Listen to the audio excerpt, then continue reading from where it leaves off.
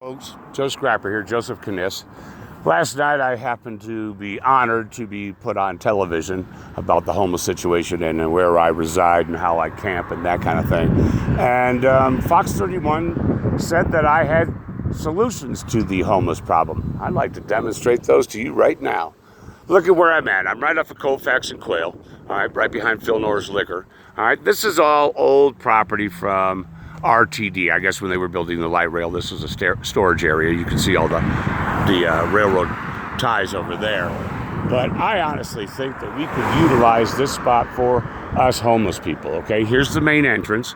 You take this little area right down here, all the way down, and let's build lockers. I charge people $10 a month for a 3-foot by 3-foot cube that they could put all of their belongings in and actually go and get a job, okay, because they know their stuff is secure and dry. All right, now on the other side of those tracks right there, the ties, we could place tents, at least in my vision, place tents, maybe 300 areas for tents, and hook up power, make them do an application and check and that kind of thing on camera, you know, certain rules, laws, that kind of thing. Then you have this spot right here in front of me, which I think we could turn into a spot for people who live in their cars, okay? Because they carry all their stuff around and they may have a job and they don't want to show up at their job with all of their belongings. Maybe they could have a tent over here and pay $200 a month, $150 up there, $10 a month for the lockers, okay?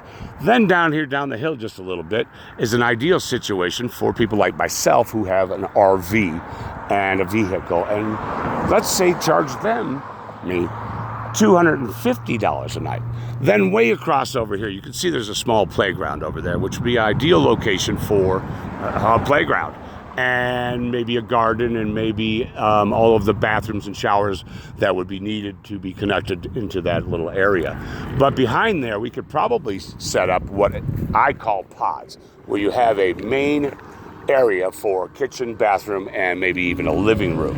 Okay, and then off of that main room, you could have little apartments where people have their own little room, private entrance, a little area to store their bicycle outside or to plant a garden, that kind of thing, for themselves. So they can now gain a little bit of dignity knowing that they're earning their way up off of the street slowly, but they're earning their way up off the street. And this would be an ideal situation. And then over there in the far corner, way back over there, we could do what most people would consider transitional housing and make apartments. So I think this location would be a great place to start the process of getting homeless off the streets. All right, $10 a month right here for 3-foot by 3-foot lockers. Then up there, $150 a month for tents, $200 a month for cars and tents, $250 a month down there for RVs with cars, $350 a month over there for your pod rooms, all right, and then maybe $500 over there for an apartment. You can see where people would actually be able to make a transition off of the street. They could move from the tent over to the pods, or the tent to a camper, or the tent to a car. They can maneuver and in their time so they can get off the streets and feel like they've earned it. I think if we put this location to use and you can spend 5 years here, I think at that juncture, you deserve to be able to put in some sweat equity on your own tiny home. I honestly believe this would be the solution to get people off of the streets. Please, all entities out there, let's consider this type of an idea. I really believe it'll work. Thank you.